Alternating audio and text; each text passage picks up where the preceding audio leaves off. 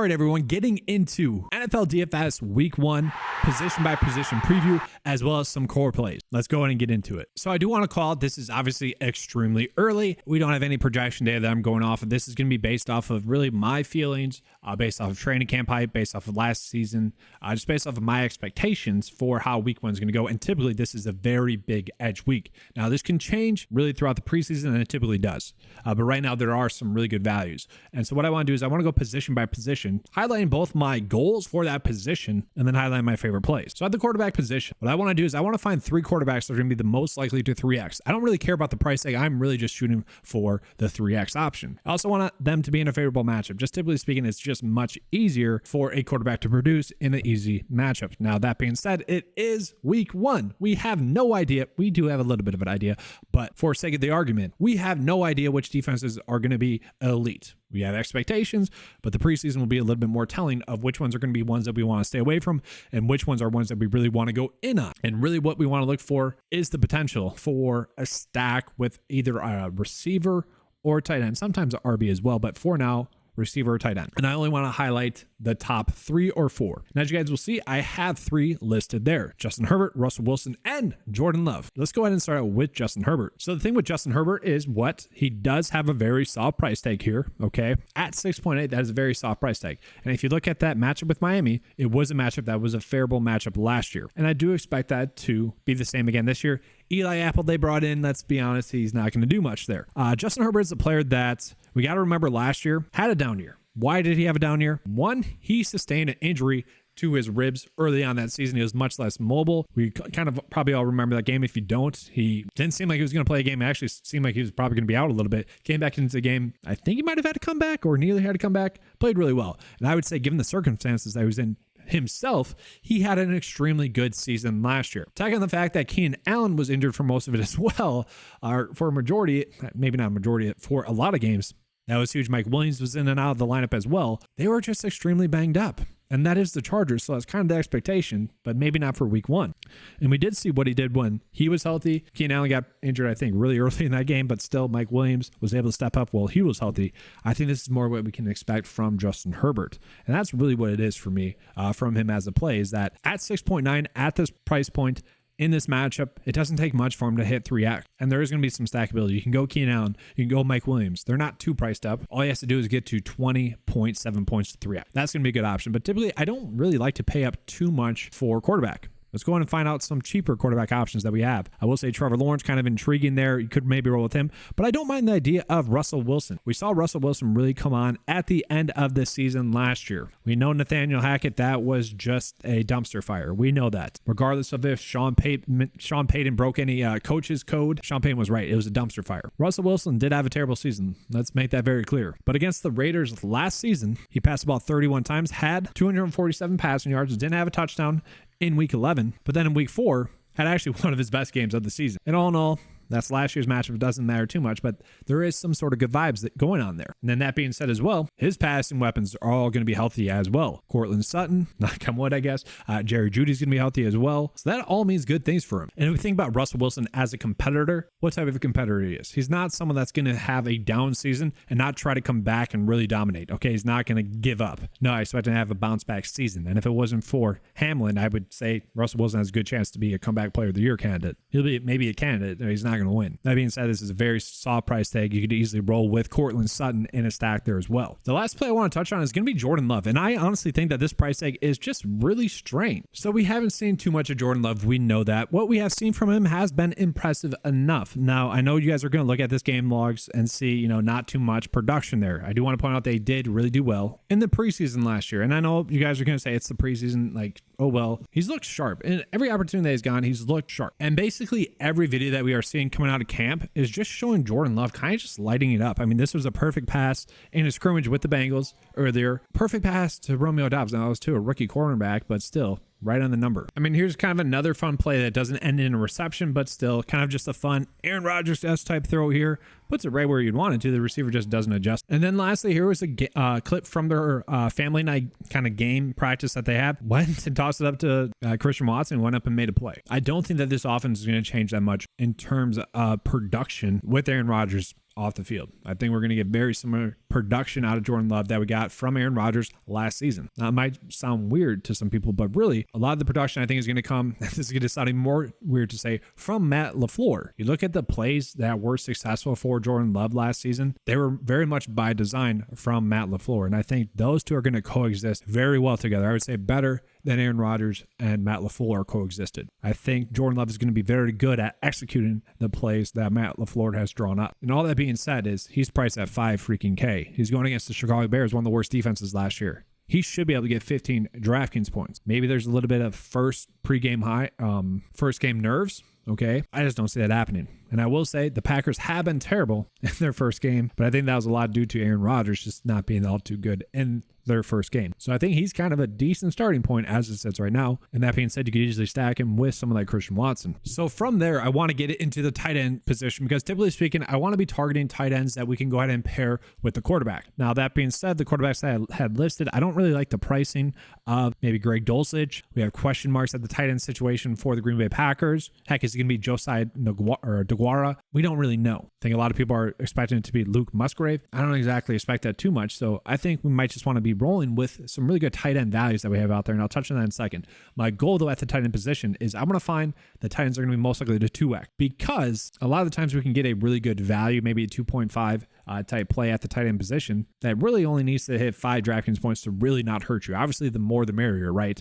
But that is kind of just my base goal. Obviously, we want to be targeting tight ends that have favorable matchups. You know, those linebackers, whether they're outside or inside linebackers, that does tell us a trend that sometimes they just can't cover certain tight ends or the defensive scheme that they have is just more favorable for production out of the tight end spot. Like I said, I do want to try to be able to stack them with a quarterback, not something I'm really going out my way to do week one, just because I do think these are going to be the correct plays. So let's go and touch on these plays. So at tight end, I think starting with Dallas Goedert is actually not going to be a terrible option here.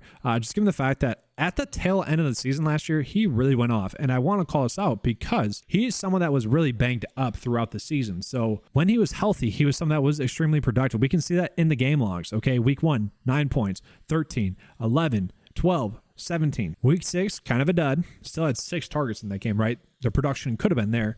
4 points, then 12, 27, 10. Gets injured, comes back, has 2 duds. And then from that point on, 10.6, 16.5, 7.3, and 12. Okay, so sure, did he dominate? No. But are we getting him at a soft enough price tag where it's easy to imagine him being able to 2x, easy to imagine him being able to get, 6 or so targets, maybe 6 or so receptions, and let's just say around 60 to 7 receiving yards? Yes, that's a very viable thing. I think we can expect Dallas Goedert to get around 12 points. Now, the question is, do we have to pay up for him? Because we might have some other tight end value that's out there. Right now, he's the one kind of mid-tier tight end play that I feel comfortable with. Now, typically speaking, I want to spend up at the running back position or the receiver position. So what I'm trying to do is find some tight ends that we can go ahead and pay down for. One of the ones that was kind of standing out to me is going to be Juwan Johnson. Okay, this is part of the reason is going to be the fact that Derek Carr is his current quarterback. We know the chemistry that Derek Carr had with someone like Darren Waller, a tight end that really popped for them in that offense. And that being said, Juwan Johnson was someone that they kind of had to turn to last year for some production because they really just were banged up with Michael Thomas being injured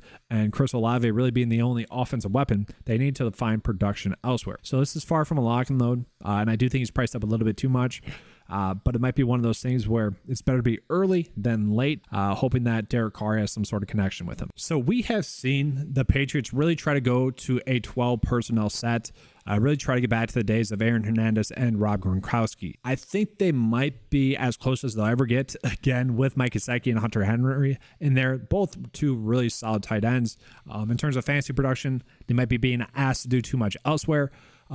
If Hunter Henry was the lowest of these two, I'd probably go with him. Now, it's only a $300 price difference, but all in all, I think we're going to see similar production out of these two throughout the season. There's a good chance that Gesicki is going to be some sort of goal line weapon for them as well. He was someone that actually had struggled in camp early on for the Patriots, so he'll need to have a good preseason for me to really be on him. But given the price tag that we have on him, and given the fact that he has a month to get it right, this could end up being a really good value that we have at the tight end position. So now let's go ahead and get into really what I'm excited for, the running back and receivers. All right, so get into the receivers. Just touching on my goals for the receiver position. I want receivers that are going to be most likely 3X. Typically speaking, that's what you want to do. I want them to have favorable matchups again, but I also really want them to be able to stack at least one with a quarterback because we do see that correlate pretty well. And then also, I want to be touched on if we are going to have any good sub 4K plays. And you guys will see Alec Pierce is someone that I think could potentially be that. I'll touch on why in just a second. We do see that I also like Justin Jefferson, Keenan Allen, Chris Godwin, and Courtland Sutton. Let's go and get into those reasons why. Now, Justin Jefferson is actually going to be the highest priced player on this slate. Okay, so I know I'm not really giving you guys a hot take here, but he was so consistent really last year, except for against the Packers where Jari Alexander shut him down. But besides that, it had been really consistent, and really it's just the divisional games in which he had kind of struggled. This is not going to be a divisional game. It's going to be against the Tampa Bay Buccaneers. I do think there's a good chance that he gets around 20 points, and I really don't think he's priced up enough. That's the nice thing about week 1 of the NFL season, is that a lot of the pricing is going to be down from what they was actually at throughout kind of a majority of the season. So we are actually getting kind of a price discount just because it's week 1 on Justin Jefferson. We should be taking advantage of that because there's a very good chance this could actually end up being one of the lowest prices that we get on him this season. The question is, do you really need to afford to fit him into your builds? Because like I just said, week 1, we do see a lot of strong price discounts. So with that being said, we could actually be on some other really good plays at some cheap price tag. And so yes, Keenan Allen will probably be around this price point range really the whole season, but I really like the matchup with Miami. And if we're playing Justin Herbert at the quarterback position, because we expect a bounce back season for him because he's going to be healthy and because Keenan Allen's going to be healthy, well, then we probably want to be playing Keenan Allen. The production for Justin Herbert goes up an insane amount with Keenan Allen healthy. And we can see when Keenan Allen was healthy, every single game he had over 10 points. Calling this one out, he was not healthy in that game. I think he played like a half. Okay, every single game that he was healthy and he scored over 10 DK points. My expectation is that he's going to be able to put up at least 15 in this game against Miami. And obviously, if Justin Herbert goes off, I think Keenan Allen is also going to be one of those players that's going off. But I don't know if we need to pay up for him as well because, we are getting some other good value that is out there. And to me, you could roll with Christian Watson. He is someone that has been lining up. He's a little bit more risk reward. Obviously, for playing Jordan Love, you want to play either Christian Watson or Romeo Doubs, I would say. There also is going to be one other player that I'll touch on in just a second. But to me, a really good value that we actually have is going to be Chris Godwin. So if you do play Justin Jefferson, you could potentially run it back with someone like Chris Godwin. Chris Godwin is going to be healthy. That's the biggest takeaway from this. He was someone that was banged up throughout the season last year, but he was also someone that was extremely consistent last year as well. We're getting Chris Godwin at 5.9, which last year was his starting price point as well. And we just saw that continue to climb and climb and climb throughout the season last year. I really don't get this price tag. Yes, Baker Mayfield is quarterback. Baker Mayfield is terrible. I get that he's, probably maybe in the 40 to 60 range in terms of NFL quarterback caliber. If you were to rank NFL quarterbacks, probably fall in that range. So he's terrible. We know that. But he also, I don't want to say he can hinder receiver production. I will say that. Okay. We have seen that. So I do think it's somewhat warranted that we are getting this price tag for Chris Godwin. At the same time, the offense does need to flow through Chris Godwin, through Mike Evans. And I do think it'll flow through Chris Godwin a little bit more. So that being said, I'm willing to take the risk that there are going to be some plays designed to go to Chris Godwin that Baker Mayfield can at least hit. So I will be taking this price discount. I will say Deontay Johnson is at a very cheap price tag. He's someone that I don't mind. But really, Courtland Sutton, the receiver number 1 in this offense. If you guys want to say Jared Jeudy is the receiver number 1, I wouldn't argue there. I would say 1A, 1B. That's kind of what we're looking at for the Denver Broncos. Let's not forget, Courtland Sutton was another one of those guys that was pretty much injured or playing through an injury through parts of last season. And he was still able to be an extremely productive receiver, especially while that team was terrible. I already mentioned how much of a dumpster fire that was. He was someone that was extremely productive throughout that whole season. We expect that offense to be better. We expect Russell Wilson to be better. Thus, I expect Courtland Sutton, who I think is actually the better of the two receivers between Courtland Sutton and Jerry Jeudy. And whether you guys think I'm crazy or not, I think we can all agree the price discrepancy between these two is insane. It should not be that high. Okay, maybe $500. I would say Jerry Jeudy should be probably 5.9 like Chris Godwin. And actually, I would say Courtland Sutton should probably be 5.7 or so. That is a pricing mistake that we should be taking advantage of. He is someone that should be a super safe play for us. Then lastly, I do want to mention Alec Pierce as well. Okay, he is one of those players that is really low priced, 3.8 for a guy that's going to be the receiver number 2 in this offense. Sure, the production wasn't exactly there for him, and we're hoping that he takes a leap in his second year. I get that. It's a little bit risk reward, but I would say that he's going to be extremely too low priced, and maybe this game has a chance to be a sneaky shootout as well. That's really what you're playing him for. Is he was the lowest priced receiver play that I could get on this early for a week 1 preview based video. And now lastly, getting into the running back position. Now guys, once again, yes, we want to be looking at those guys that are going to have the ability to 3X, but we also want to be looking at those guys that have a large floor, a high floor. Okay. That's really what I'm focused on, both 3X, but also looking at those guys that have a high floor. The way that we can do that is by looking at running backs that are going to get 20 plus opportunities. By opportunities, I mean carries plus targets, okay? The targets are crucial as well. If we can get a point out of them receiving the ball, that's going to be huge. And so you guys will see, I might end up just paying up for the running back position with Christian McCaffrey. We can do that. There's a lot of soft pricing. If we want to fit Justin Jefferson and Christian McCaffrey into our builds as well in week 1, we can do that as well. Okay, so let's go ahead and get into my favorite running backs here. So we know how productive Christian McCaffrey was when he joined the San Francisco 49ers. It was instant impact, instant consistency. He was literally what he was in Carolina, just a little bit better. We expect that offense to continue to be good, and we can expect that offense to continue to flow through CMC. There's no reason to believe that he shouldn't be a really productive player. Once again, I think we're going to see him average what he averaged last year, which was around 21.7 fantasy points. And once again, I think we're going to be taking advantage of a price point that's going to be maybe the norm, but also probably a little bit lower than the norm. Then from there, a player that I really like, just because I do think he's going to be involved a little bit more in the offense, is going to be running back Aaron Jones. I do think he has the opportunity to get a lot of targets as well, a lot of design targets as well, with Jordan Love at the quarterback position. And he's actually someone that I really don't mind. I think this could be a little bit sneaky. You could actually run a small little weird stack with Aaron Jones and Jordan Love, just given the fact that I do think there are going to be targets. Now, obviously, if you do that week in and week out, that is not something that's going to set you up for success, pairing the quarterback and running back together. That is something I think, given the week 1 matchup going against the Bears, which is not expected to be an elite defense. I will say part of the Bears' struggles defensively was that their offense was just terrible, setting them up for disaster each game. So, that's something that could happen. I don't think they're as bad as what people think they are. But the Bears team is a team that he can go off against. 35 against them in week 2, and then only 10 in week 13, but still was able to have a productive game. I think he's going to be someone that does present us with at least 2x upside. He is someone that I expect to have a high floor, but also has a massive ceiling. Like, he could easily break the slate. He could easily be one of, if not the highest scorers on the slate, and no one would bat an eye. I like the matchup. My worry with being on the Packers is that they really haven't shown up in week 1. Want to echo that. It's a matchup-based play, and this is betting on the fact that the reason that they didn't show up in week 1 previously is because Aaron Rodgers didn't play in the preseason, and he just wasn't ready to go. Now, that being said, there also is another running back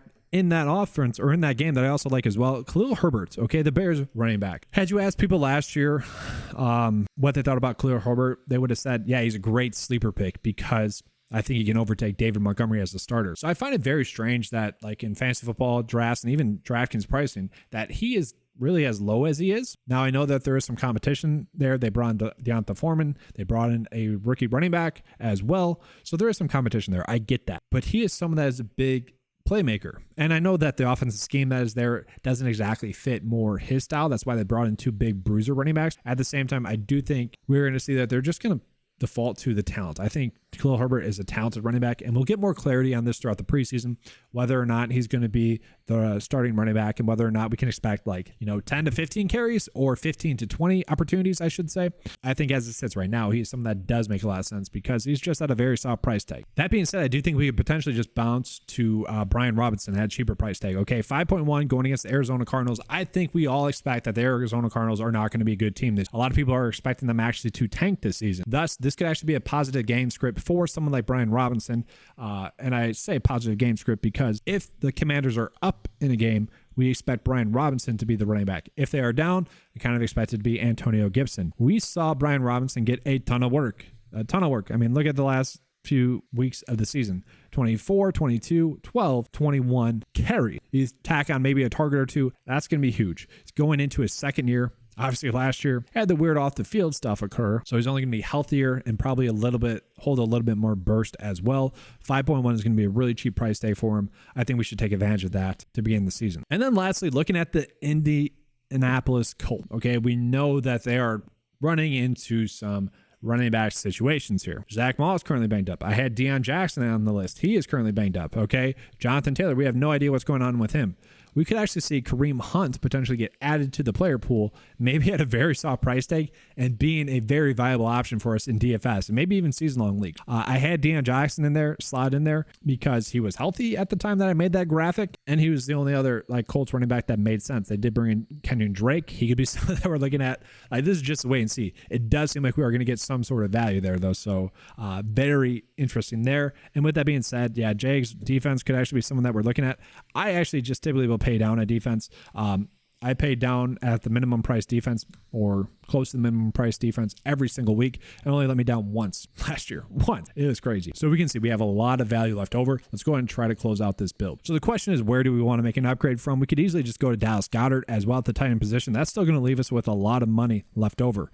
Maybe you don't really trust Khalil Herbert too much. Well, we can easily upgrade from him. I will say, some of these other running back rooms we might get some more clarity on. I'd be fine with that. For now, I will toss in someone like Aaron Jones just because I do like the matchup. We still have $700 left over. You could really do a lot with that. Heck, you can even go with someone like Jamal Williams at the running back position as well, just as an FYI.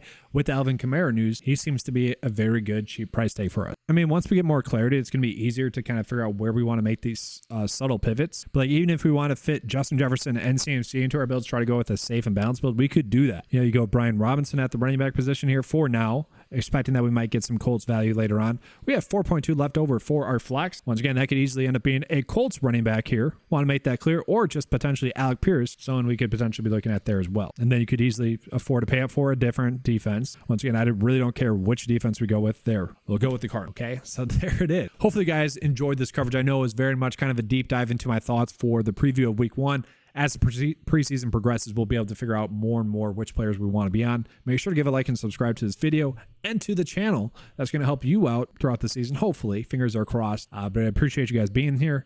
Let's have a good season. And as always, guys, let's keep cashing. Thanks for watching.